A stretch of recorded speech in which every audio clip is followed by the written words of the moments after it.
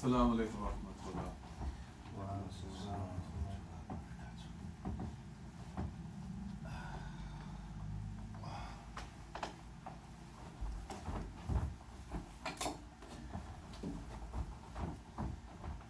Allahu Akbar, Allahu Akbar, Allahu Akbar, Allahu Akbar.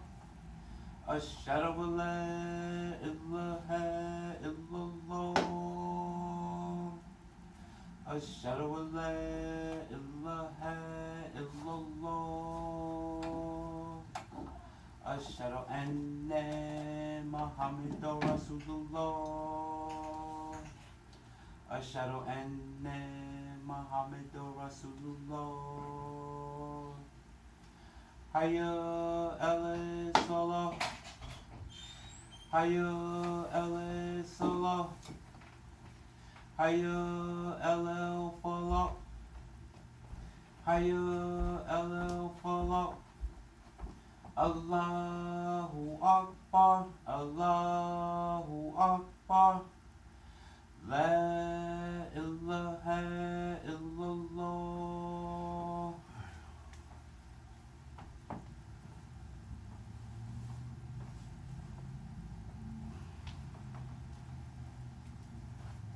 Alhamdulillah, nahmaduhu wa nasta'inuhu wa nastaghfiruh. ونعوذ بالله من شرور أنفسنا ومن سيئات أعمالنا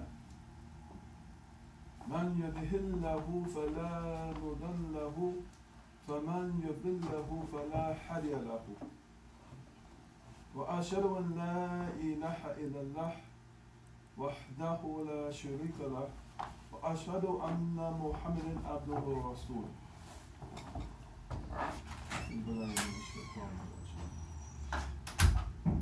يا أيها الذين آمنوا اتقوا الله حق تقاته ولا تموتن إلا وأنتم مسلمون. يا أيها الناس اتقوا ربكم الذي خلقكم من نفس واحدة وخلق منها زوجها وبث منهما رجلا كثيرا ونساء واتقوا الله الذي تساءلون به والأرحام إن الله كان عليكم رقيبا. يا أيها الذين آمنوا اتقوا الله وقولوا قولا سديدا يصلح لكم أعمالكم ويغفر لكم ذنوبكم ومن يطع الله ورسوله فقد فاز فوزا عظيما.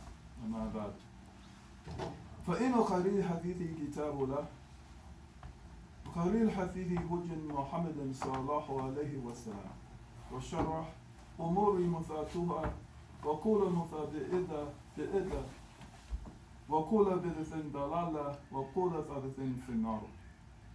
يا بني آدم الحمد لله. Allah Ta'ala has given us something. We're right now at the beginning of it. He's given us something that was predestined, preordained. It was fated for the believers, for those who profess belief in Allah subhanahu wa ta'ala. And the ayah we're going to start with is, everybody knows this ayah, Surah Al-Baqarah 183. Ya ayyuhalladhina amanu taqul amanu kutiba alaykumus siyamu kama kutiba alal ladina min qablikum la'alakum tattaqun. And towards the meaning, O you who believe, fasting is prescribed for you as it was prescribed for those before you. Very important ayah. We're going to get to 185 later on. Everybody knows 185. But in this particular ayah, 183, Allah subhanahu wa ta'ala has revealed to us towards the meaning, fasting is prescribed for you as it was prescribed for those before you, that you may become al-muttaqun, pious. Because kutiba, that's the word, pronounced twice. Preordained, predestined, fated. And in Christendom, their scriptures do not command them to fast. Instead, their scripture presents fasting as something that is good. Oh, subhanAllah, Allah, more things out. Something that's profitable, being beneficial. And of course, the Catholics and others, turn this down a little bit.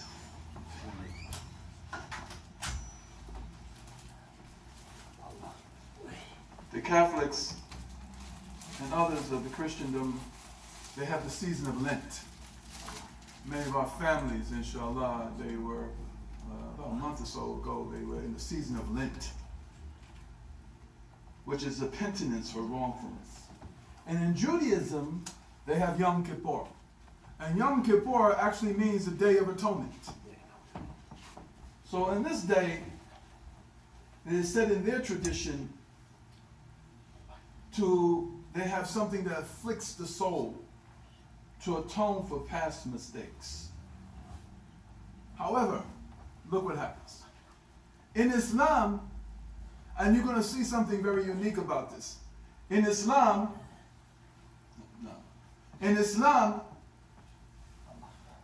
Ramadan is not only something that is commanded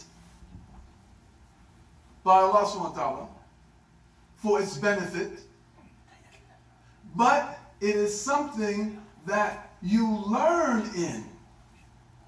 You just don't see those other things that we have in the other faiths. They would just remove themselves from food and drink. Or in the case of Lent, they would remove themselves from something that they were habitual in, like smoking or something like that. But Ramadan, for the Muslims, and this is so unique about it, and this is why you find sometimes also that even non-Muslims will look forward to the month of Ramadan, to fast with the Muslims even though they're not Muslims. And you find this many times. You find it over. Of course, we do not ascribe to this. We do not say, oh, you should fast with us. But you'll find that because of the uniqueness of the fact of not only abstaining from food and drink and sexual intercourse for 30 days, but the Muslims, the believers, they have valuable lessons that they learn in the month of Ramadan. And we're going to talk about 5 of them. But let's talk about first what the Rasulullah said about one who is encased in this month, who engages himself or herself in this month. He says, he's given an analogy. He says, and Allah enjoins upon you the fast. Verily, the similitude of that of a man, of the fast, is that of a man carrying a sack full of musk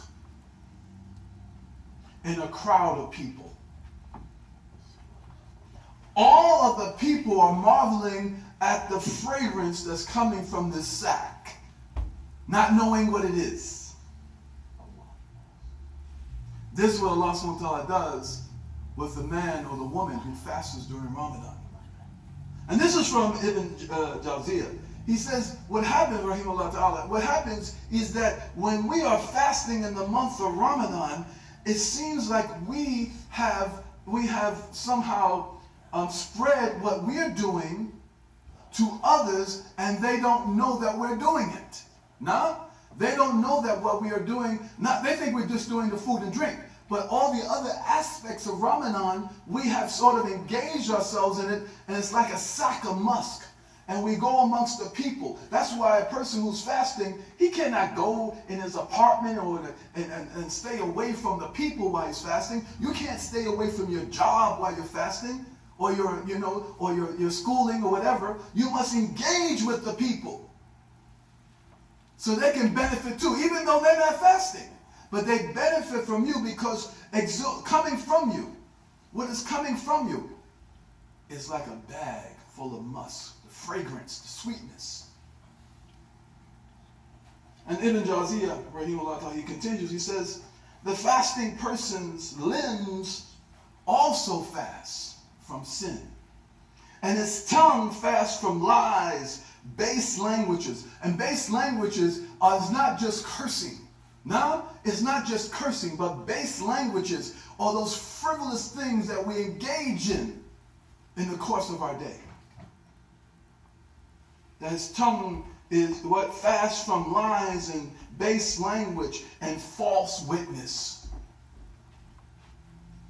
His stomach fasts from the food and drink, and his pudenda, which is your genitals, your pudenda fasts from union. If she or he speaks, they say nothing to violate the fast. And if she or he acts, they do nothing to spoil the fast. Look at this thing. Look what Jawziyah is saying. He says, now, not only do we, when we speak, we don't want to violate the fast because we know that the illness, the fahisha, this thing takes away. It violates your fast, like it violates your persona. So, when you have that kind of ill talk, when you go and make salat, you know what happens. You have that ill talk. It just came from your tongue. Your ears heard it. It resonates in your brain. It goes down to your heart. You're making salat. Oh, what happens? It affects your salat. But it says here, not only does it said he's nothing to violate the fast, but his acts does nothing to spoil the fast. And what is the spoiling of the fast? The spoiling of the fast. No. It's not just not doing things sinfully. No. It's not just doing things sinfully. But his acts now during the month of Ramadan should take on another level to draw near to Allah subhanahu wa ta'ala. No? So for example, I'm going to give you an example. That's a common example. You don't read the Quran a lot. No? You may read the Quran once a week, twice a week. But we know that the month of Ramadan is where Allah subhanahu wa ta'ala revealed the Quran. There must be a reason. Allahu Akbar.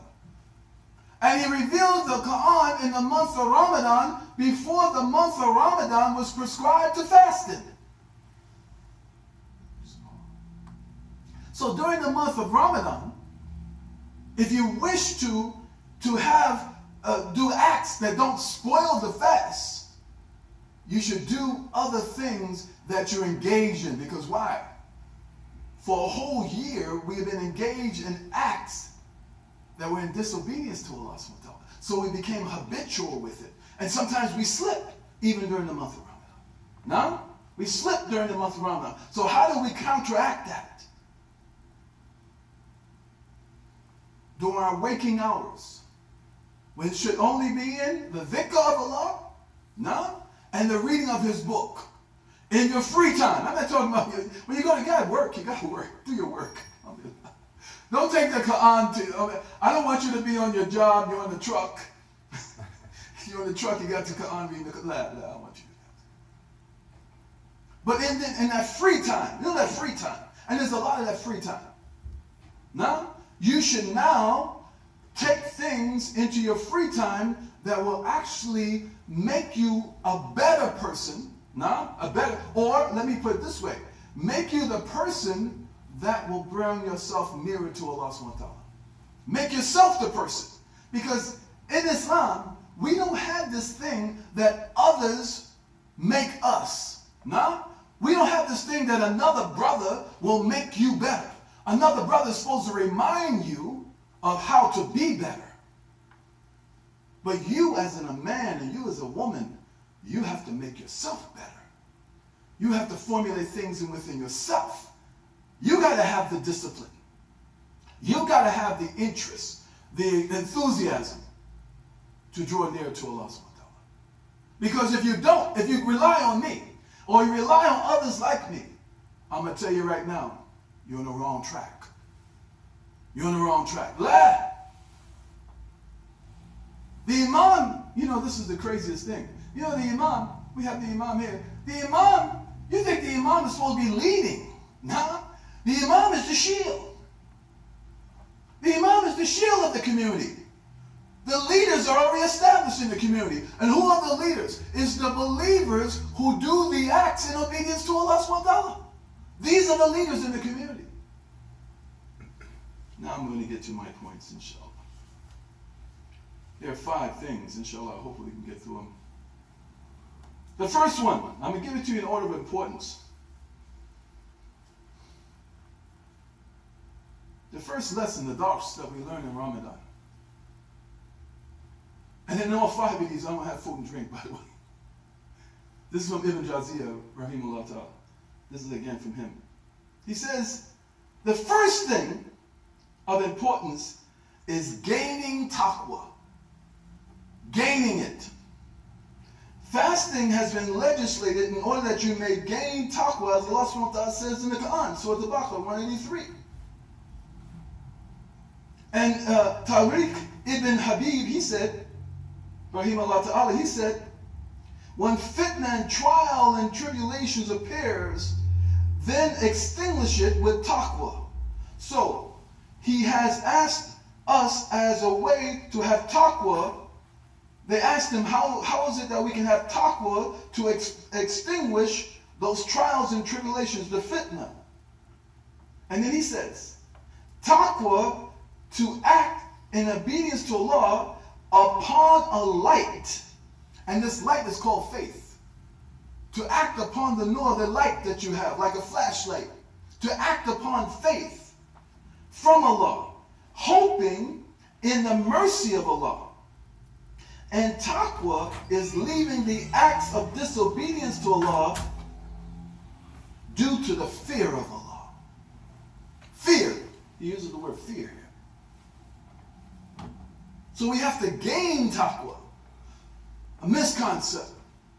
We think that when we get into Ramadan, no, we start eating and drinking and having conjugal visits, all of a sudden we think we have more taqwa. No? I used to say this before. You remember this? We see brothers that have the Quran. They didn't read the Quran 1 year. But now during the month of taqwa, month of Ramadan, they have the Quran and they want you to see it. Now, they want you to see that they have the Quran. So they hold the Quran to their chest. They're walking around like this here. Very pious looking. Now, they don't wear a thobe all year long. Now, there are 52 weeks in the year. Now, 48 of them are Jummahs. 48 days are Jummahs. They don't wear a thobe to Jummah except during the month of Ramadan.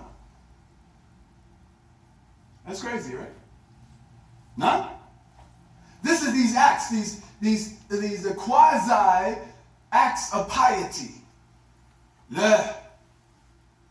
See, those are those false things. And then Ramadan, you have to be sincere to yourself. Because you want to gain this taqwa.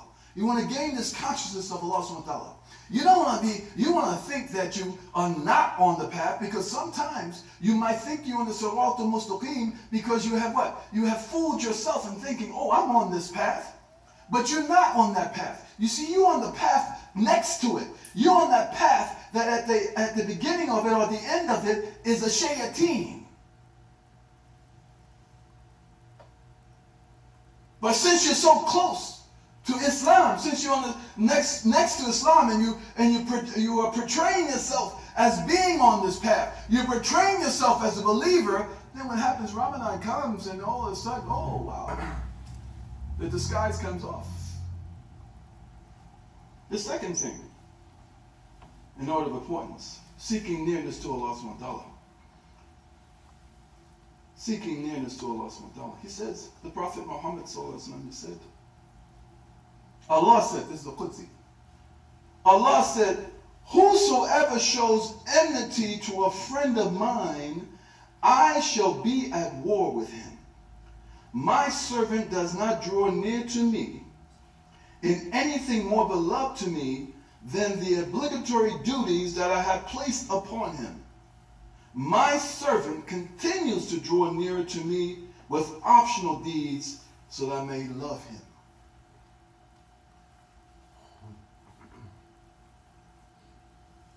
Now this is at the beginning of this. You see what Allah subhanahu wa ta'ala does? That's why, alhamdulillah, 1.7 billion Muslims in the world. 1.7 billion. During this month, 1.7 billion Muslims, most of them. Right now I had a live feed from Mecca today. I got a live feed. They're at the Kaaba today. They're at the Kaaba, they're doing the tawaf. That's what they are. Muslims all over the world are ready for Ramadan. They wanted to know when Ramadan came in. I had calls last night. Some of you may have gotten some calls. Is Ramadan today? Every year we get the same call. No, Ramadan starts today, but we actually fast tomorrow. Because why? We're in the night. We're night people. We're dealing with the moon. So the first day is today, but we fast tomorrow. We have Tarawih prayer tonight. Because it's the first night of Ramadan. So what happens is this here. Seeking nearness to Allah subhanahu wa ta'ala, Allah subhanahu wa ta'ala manifests that it's obligatory, and I said it's a benefit in it, and He makes it easy for you to do it.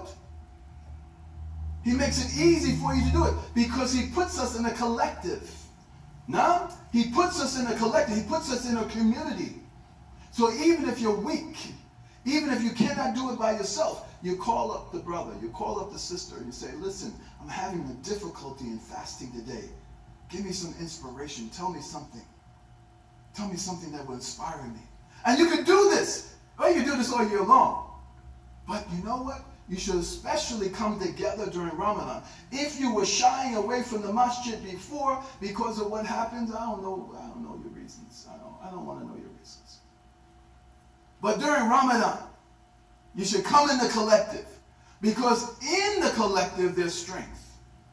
You can't make it, come to the masjid. Sit down in the masjid. You don't read Quran at home, maybe it's too busy at home. I don't know. There's a Quran's here. You come and read the Quran here. Sit here. You say, well, there's nobody else here. Oh, mashallah, you're there by yourself. But I'm going to tell you something. You don't know this to be true. I'm going to tell you a secret. You didn't know this. They didn't know this title. You think that, you see what happens, you come to the masjid. There's not another human being here. No? Not another human being. But I'm going to tell you what's here. The angels are here. Subhanallah. Now, when you come in the masjid, you're sitting in the masjid, reading the Quran. Who's there? Wow, I wish some of the brothers are here. You have some of the brothers here. No, it's the angels. And look what they do. I'm going to get out of here. But look what they do. When you're sitting in the masjid and you're reading Allah's book, you're reading what Allah subhanahu wa ta'ala has revealed. They go, they say, whoa, look what he's doing. Let me go and tell Allah.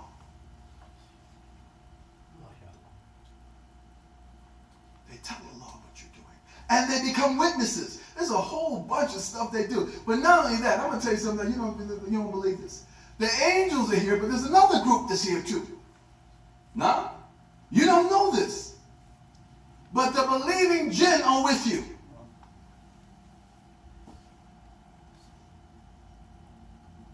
I got a list. You want to hear something else? Uh-oh, yeah.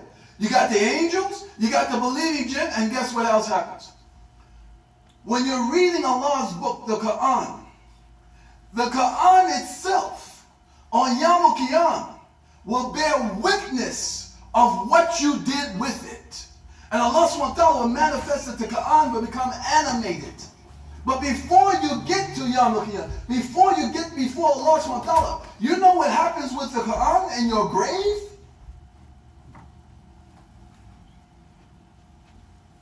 You gotta read up on this stuff. I'm good. I only got a little bit of time. Let me go to the third one.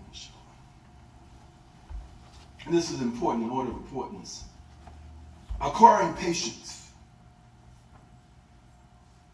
Ramadan, the dars of Ramadan is to acquire patience. And Ibn Ahmed, rahimahullah ta'ala, said, Allah has mentioned sabr, patience, in over 90 places in his book.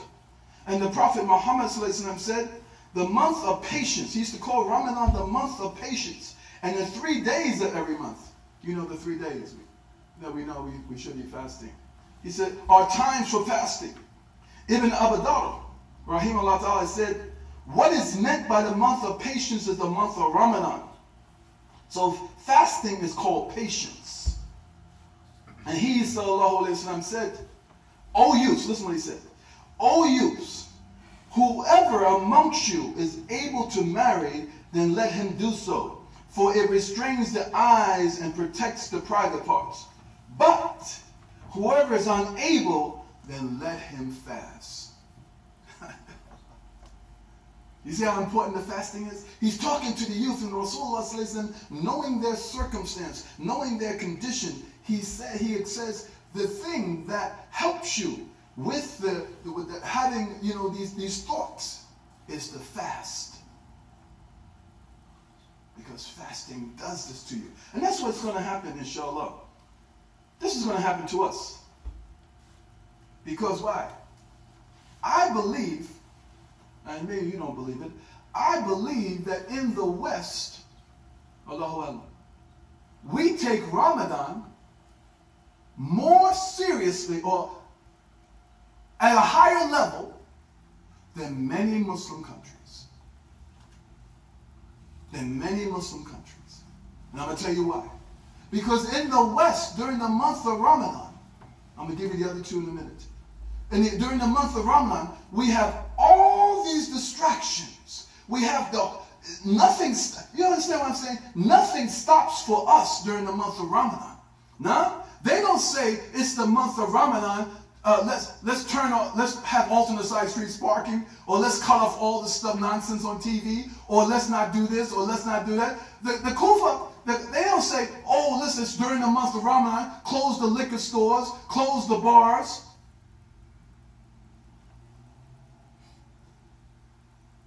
So we got all these distractions. And yet, with all these distractions, the millions of Muslims in the West who endure these distractions, they fast and they come out for the Qiyamul Layl. They come out, they do all kinds of things, and it's noteworthy. Even in fact, some of the Western media don't want to make notes of it, but they can't help themselves. Yesterday, in Canada, one of the politicians, he made an announcement. He said amongst his assembly, he said to the Muslims, he says, Ramadan Mubarak. He's not Muslim. He says, I fast with the Muslims every year, and I gain something. He makes this announcement. I said, SubhanAllah. SubhanAllah.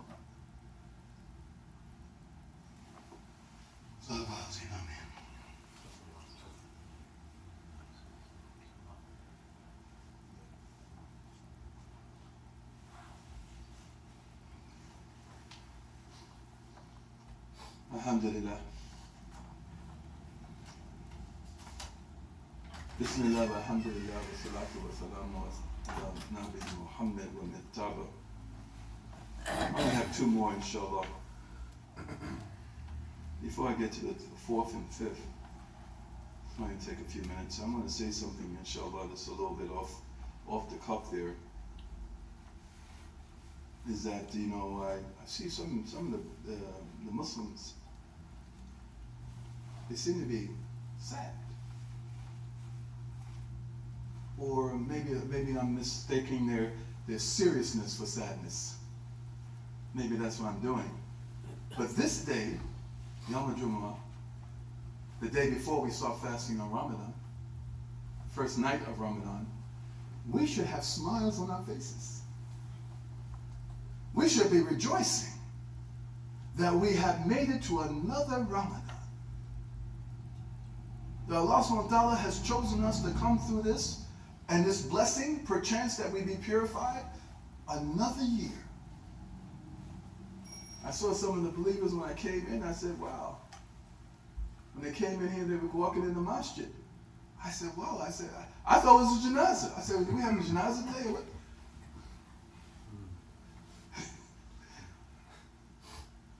No.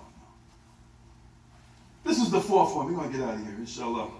cultivating good manners. Ramadan gives you the adab, the conduct. You know there's a conduct to being Muslims? I know some brothers and maybe some sisters too, I don't know, Allahu Akbar.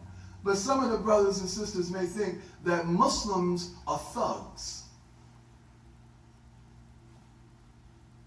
They think Muslims are hard thugs. And you see it sometimes. When a Muslim greets another Muslim, he doesn't have a smile on his face.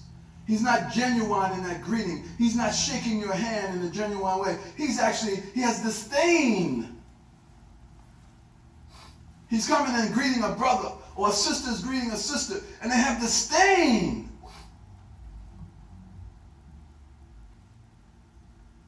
What is that? In our community, as believers, as Muslims, striving towards belief and in certainty, we're not in a gang. This is not a gang. This is not the Crips and Bloods.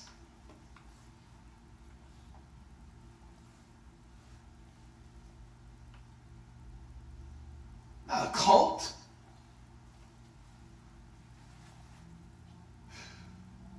It says it cultivates good manners, and says fasting is not merely abstaining from eating and drinking, rather it is also abstaining from ignorance and indecent speech. So if anyone abuses or behaves ignorantly with you, then you will say, I am fasting. That's an ignorant person. You know what an ignorant person is. That's an ignorant person. You know the ignorant person. You've seen some. We have some ignorant brothers here. We got some ignorant sisters. They're ignorant. And the problem is, I'm going to get out of here, but you're not going to like when I'm going to say this. I know you're not going to like it, but I'm sorry, but it's true. You're ignorant and you're arrogant. You're ignorant and you're arrogant. You don't know and you're proud you don't know. You got to change that attitude. You got to change that approach in Islam. You got to take on a persona of humility. You got to come down a few notches. You don't know. Allah subhanahu wa ta'ala is giving you this ni'mah, this favor of faith, and He's brought you into these ranks so that you what? So that you would know Him and you would appreciate Him. You would come to know all those Allah has chosen to be around you. And then you start learning about the Sunnah, and you start learning about the Prophet Muhammad sallallahu alaihi wasallam. And when you start learning about the Prophet Muhammad sallallahu alaihi wasallam, I'm going to tell you something. You got to start loving him. You got to start now engaging not just in learning the Sunnah because of academics. You got to say, no, I love the Prophet Muhammad sallallahu alaihi wasallam. So every time you hear his name, you say, sallallahu alayhi wa sallam. The last thing I'm going to get out here. And that's the thing with Muslim unity.